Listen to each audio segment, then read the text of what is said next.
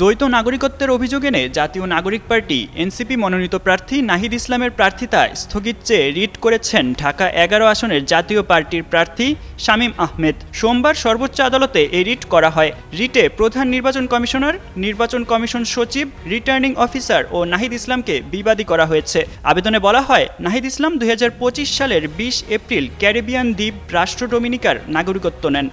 আমার একান্ত এই ভুবনের সঙ্গী হয়ে থাকে শুধু স্টেলা।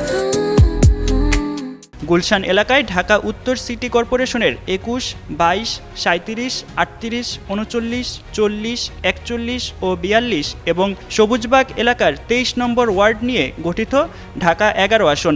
এ আসনে মোট ভোটার ৪,৩৯,০৭৮ জন।